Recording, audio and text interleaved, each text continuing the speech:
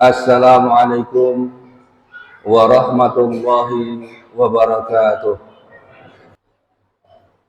Innal hamdalillah nahmaduhu wa nasta'inuhu wa nastaghfiruh wa na'udzu billahi min shururi anfusina wa min sayyiati a'malina. May yahdihillahu fala mudhillalah wa may yudlil fala hadiyalah. Asyhadu an la ilaha illallah wahdah la syarikalah wa asyhadu anna Muhammadan abduhu wa rasuluhu la nabiyya wa rasula ba'da. Allahumma shalli wa sallim wa barik ala nabiyyina Muhammadin wa ala alihi wa ashabihi wa man tabi'ahum bi ihsanin ila yaumiddin. Fa ya ibadallah usikum wa iyaya bittaqwallahi azza wa jalla faqad fazal muttaqun. Kama qala ta'ala fil Qur'anil Karim. A'udzu billahi minasy syaithanir rajim. Ya ayyuhalladzina amanu taqullaha haqqa tuqatih wa la tamutunna illa wa antum muslimun. Ya ayuhan nasu taqu rabbakum alladzi khalaqakum min nafsin wahidah wa khalaqa minha zawjaha wa batha minhuma rijalan katsiran wa nisaa'a wattaqullaha alladzi tasaaluna bihi wal arham innallaha kana 'alaikum raqiba.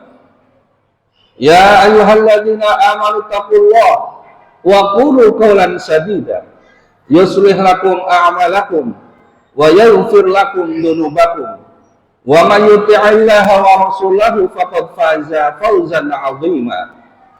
Amma ba'd, inna asdaqal hadits kitaballah wa inna khairal hadi Muhammadar Rasulullah sallallahu alaihi wasallam wa syarrul umuri muhdatsatuha wa kullu muhdatsatin bid'ah wa kullu bid'atin dhalalah wa kullu dhalalatin finnar.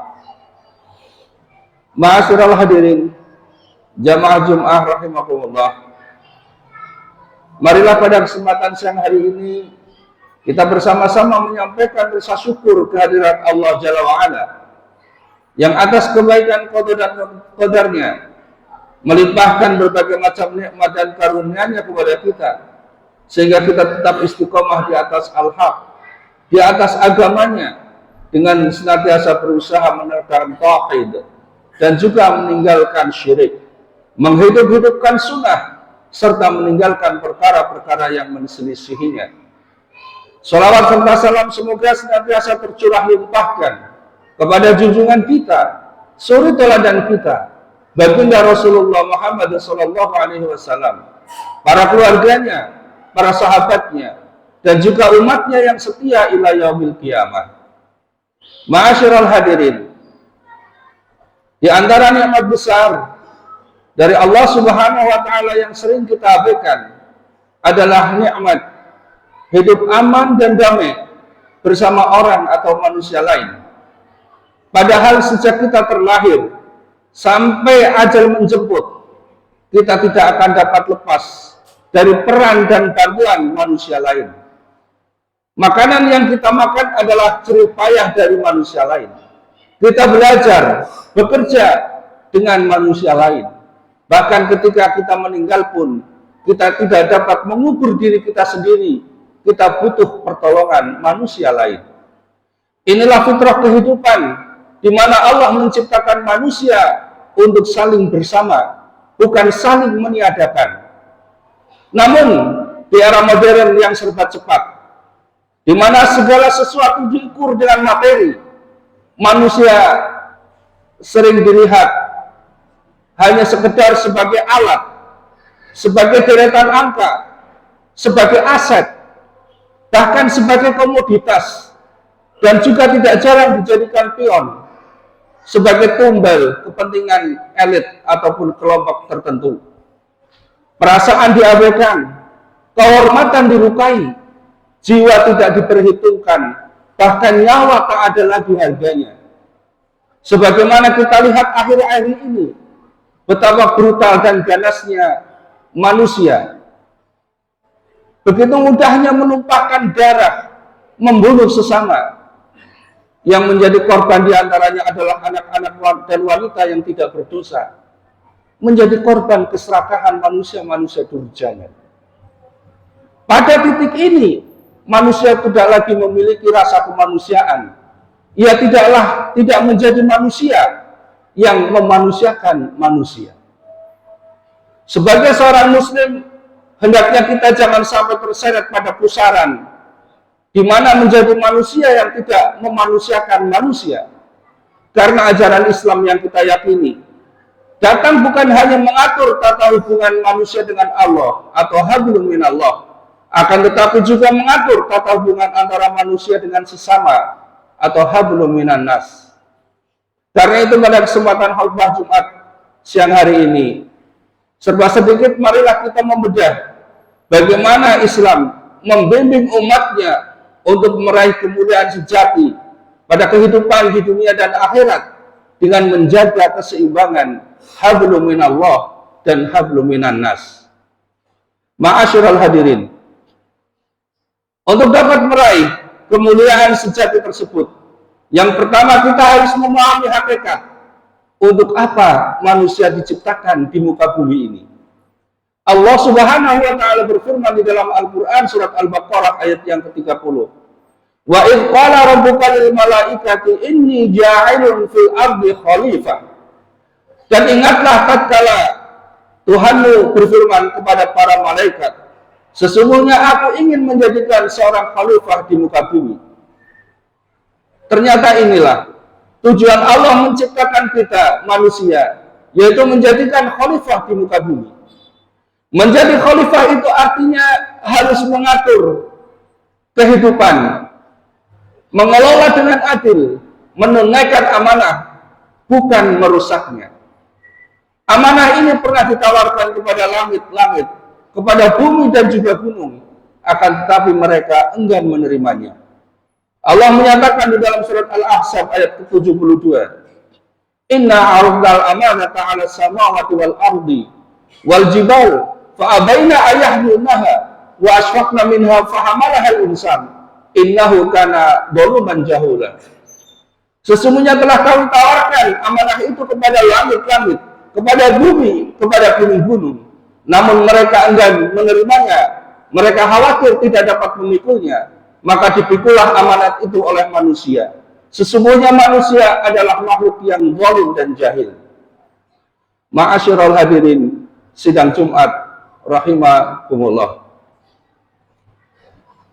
Syekh Ibnu Katsir rahimahullahu taala, beliau menjelaskan makna amanah pada ayat ini ialah taat dan taklif, ketaatan dan beban syariat. Beban syariat yaitu melaksanakan semua perintahnya dan meninggalkan semua larangan-larangannya. Inilah sesungguhnya tugas pokok sebagaimana Allah tegaskan di dalam surat Al-Zariyat ayat yang ke-56. Wa ma khalaqtul jinna wal insa illa liya'budun. Dan tidaklah kami menjadikan jin dan manusia kecuali mereka untuk mengabdi kepadaku.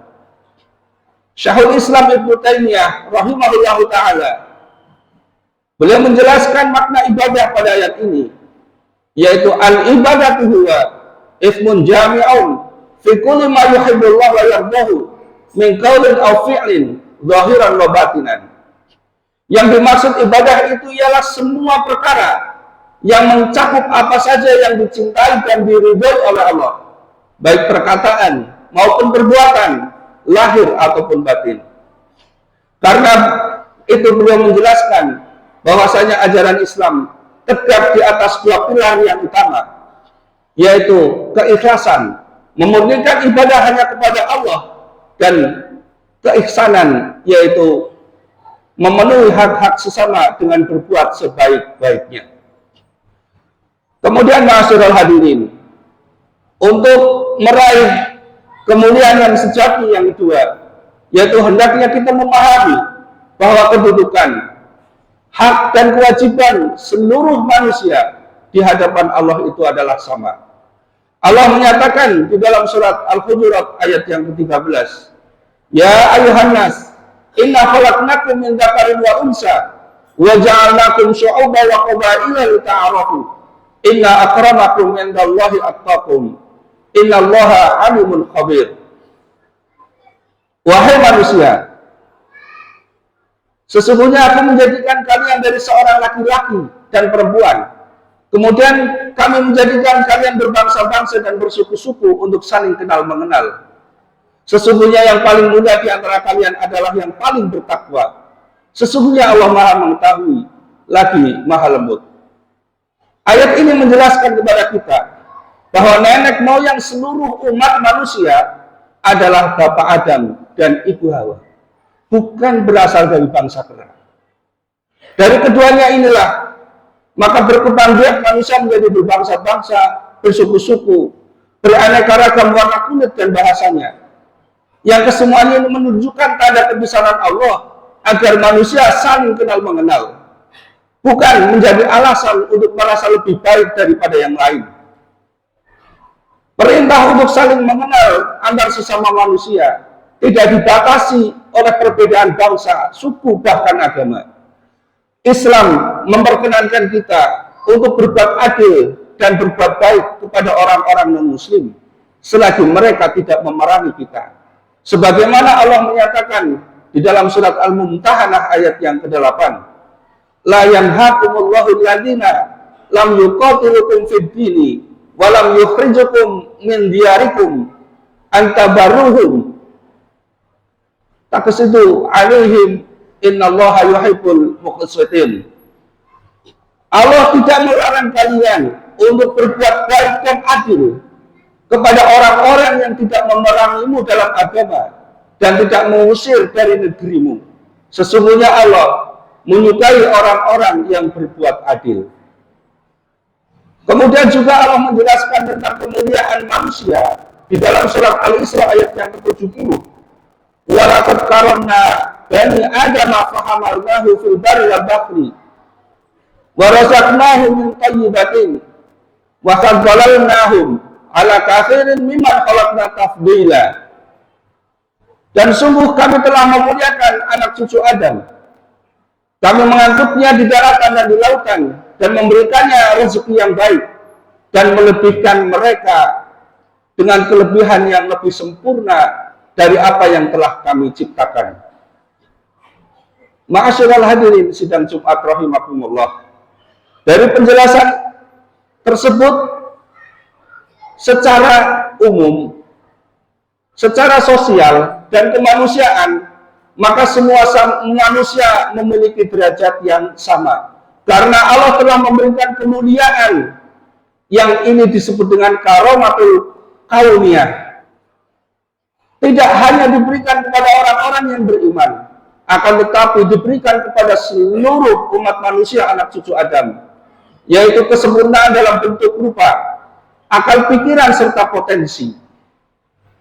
Namun di ujung surat Al-Hujurat ayat yang ke-13, Allah memberikan penekanan, inna akramakum indallahi atqakum.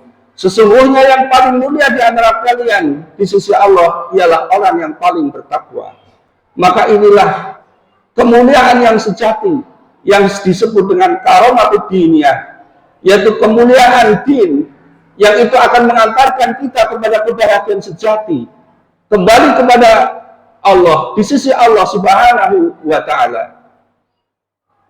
Karena itu, ma'asyiral hadirin, daripada kita membanggakan fisik, rupa yang cantik, harta yang bertumpuk, atau silsilah nasab keturunan darah biru, yang semuanya itu akan sirna, maka mending kita berlomba-lomba untuk bagaimana kita menjadi orang-orang yang bertakwa, yaitu dengan cara ikhlas di dalam beribadah kepada Allah dan memuliakan sesama. Ma'asyiral hadirin sidang Jumat rahimakumullah. Para ulama memberikan tekanan bahwa memuliakan atau memanusiakan manusia merupakan buah dari pemahaman akan kedudukan seorang hamba di hadapan Allah Subhanahu wa ta'ala. Karena itulah mereka memberikan nasihat-nasihat kepada kita agar kita senantiasa berbuat baik kepada sesama. Di antaranya adalah nasihat dari Syekh Ibnu Qayyim Al-Jauziyah, beliau mengatakan, janganlah kalian meremehkan orang lain, meskipun orang lain itu dalam keadaan seperti apapun, entah itu miskin, entah itu bodoh, karena kita tidak tahu siapa di antara kita yang lebih dicintai oleh Allah, siapa derajat kita yang lebih tinggi di sisi Allah. Rasulullah Shallallahu Alaihi Wasallam menegaskan juga di dalam hadis yang diriwayatkan oleh Imam Bukhari, di dalam riwayat Imam Muslim, innallaha la yanzuru ila suwarikum wa amwalikum walakin yanzuru ila ma fi qulubikum wa amalikum. Sesungguhnya Allah tidak melihat rupa dan hartamu, akan tetapi Allah melihat apa yang ada di dalam hatimu dan juga apa yang kamu perbuat. Kemudian Imam Hasan Al-Basri, beliau juga memberikan nasihat kepada kita. Kalau kita ingin diperlakukan baik oleh Allah, maka perlakukanlah baik pula sesamanya. Jika kita ingin menghindari ampunan dari Allah, maka maafkanlah manusia. Jika kita ingin ditutup aibnya oleh Allah, maka tutuplah aib sesama. Allah Subhanahu wa taala berfirman di dalam surat Al-Qasas ayat yang ke-77. Wa badalhu fima ataqallahu daril akhirah wa la tansa nasibaka minad dunya wa ahsin kama ahsanallahu ilaik wa la tabghil fasada fil ardh. Dan carilah kebahagiaan negeri akhirat dan jangan lupakan dunia, dan berbuatlah baik sebagaimana Allah telah berbuat baik kepadamu, dan janganlah berbuat kerusakan. Wallahu la yuhibbul fasad, dan Allah tidak menyukai orang-orang yang berbuat kerusakan. Karena itu, ma'asyiral hadirin sidang Jumat rahimakumullah, hakikatnya memuliakan atau memanusiakan manusia itu adalah salah satu bentuk ibadah, yaitu ungkapan rasa syukur kita kepada Allah sebagai zat yang telah menciptakan manusia. Menghormati sesama itu adalah pengakuan akan keagungan Allah yang telah menciptakan kita semua. Karena itu apabila kita ingin mendapatkan kemuliaan dari Allah, awali dari kita memuliakan sesama.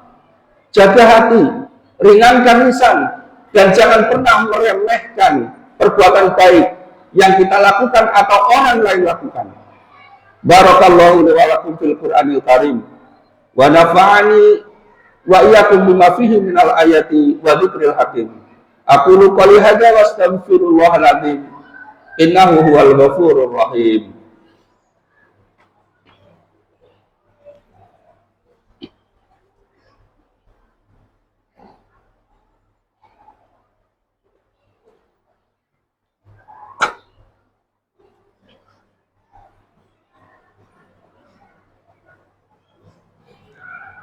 Alhamdulillah, alhamdulillah hamdan katsiran thayyiban mubarakan fih kama yuhibbu rabbuna wa yarda.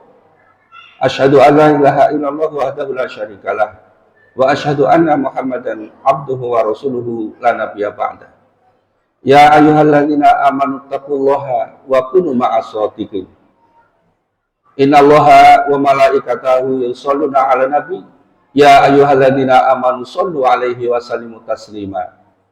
Allahumma sholli wa sallim wa barik 'ala nabiyyina Muhammadin wa 'ala alihi wa ashabihi wa man tabi'ahum bi ihsanin ila yaumiddin.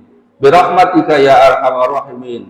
Allahumma ighfir lil mu'minina wal mu'minat wal muslimina wal muslimat al ahya'i minhum wal amwat. Allahumma taqabbal minna innaka antas sami'ul 'alim wa tub 'alaina innaka antat tawwabur rahim.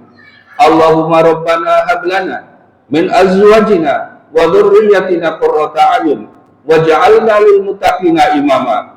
Rabbana la tuzigh qulubana ba'da idh hadaitana wa hab lana min ladunka rahmah innaka antal wahhab.